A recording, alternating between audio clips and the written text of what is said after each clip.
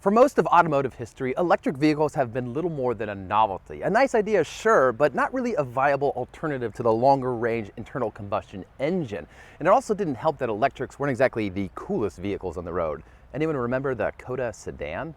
But then Tesla came along and changed everything. With its Model S sedan and Model X crossover, Tesla proved that not only could battery technology rival gas-powered vehicles, but that electric cars could be hip and stylish. Suddenly, everyone wanted in on the EV action. But the strange part is, no automaker has actually jumped on Tesla's coattails. Sure, Chevrolet's got its pure electric Bolt and Nissan's got the Leaf, but those are compact hatchbacks, not luxury vehicles along the lines of Tesla. And several automakers have promised pure electric vehicles, but none are on sale yet, a full 6 years after Tesla sold its first Model S. But Tesla is rivalrous no more thanks to this, the all-new and all-electric Jaguar I-Pace. Officially, Jaguar calls the I-Pace an SUV, but it's more like a hatchback with its roof squashed down, so I'm not really sure if I should consider this a Model S competitor or a rival for the Model X. But the shape of the I-Pace isn't what's important here, it's what's underneath this swoopy sheet metal. Jaguar is known for old-school luxury, which would seem at odds with the high-tech angle of an electric vehicle. But Jaguar's done a masterful job of blending classic luxury with futuristic tech in the I-Pace's interior. Like any proper Jaguar, the interior of the I-Pace is lined in fine leather and rich wood accents, but it's also properly high-tech thanks to this two-screen infotainment system that Jaguar refers to as the flight deck. Essentially, the whole center stack is now digital. There's only 2 physical knobs, and even they have screens in them. But despite being so high-tech, this system's actually pretty easy to figure out. The I-Pace is also packaged better than any Jaguar I've ever been in. Thanks to that electric drivetrain, engineers were able to maximize the space in here, so there's plenty of room for people and all their things. But of course, the I-Pace's most important feature is its electric drivetrain, so let's get to that. In the middle here, kind of sandwiched between the floor, is a lithium-ion battery pack, and that placement's important. Batteries are heavy, and by placing the battery pack low in the I-Pace's chassis, Jaguar is able to lower the car's center of gravity, which results in better handling.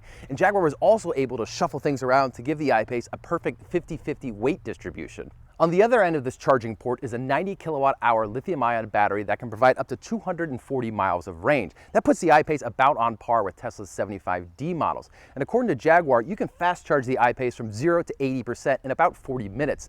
If you're using a 220-volt source, it's going to take about 10 hours to reach that same charge level.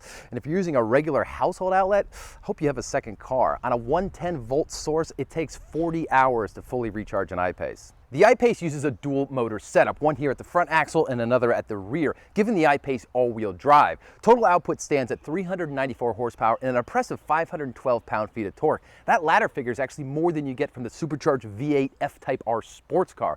So even though the I-Pace weighs as much as Big Ben, it'll actually go from 0 to 60 in just 4.5 seconds. But the I-Pace is more than just fast. It's also as comfortable as you'd expect a Jaguar to be. With this optional air ride suspension, the I-Pace just irons out any stretch of tarmac you point it down. And because this is an electric vehicle, it's extremely quiet. You do get some wind noise, but overall, it's whisper quiet in here.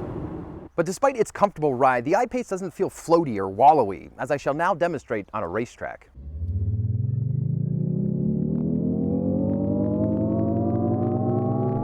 Yes, it's heavy, but the I-Pace's mass is down low, so it doesn't roll through corners. And it also helps that weight distribution is a perfect 50-50. When you throw it through a corner, you do feel some initial weight transferring from one side to the other, but then the I-Pace kind of just settles down and hugs the road. And then there's this all-wheel drive system, all this electric torque that just drags you out of the other side of the corner. For being a luxury SUV, the I-Pace handles remarkably well. Jaguar is even touting the off-road ability of the I-Pace. Now clearly most owners won't take their I-Pace on anything more difficult than a gravel road, but it can really handle its own off the beaten path. Now I wouldn't recommend taking your I-Pace to the Rubicon Trail, but it really is more capable than you might expect.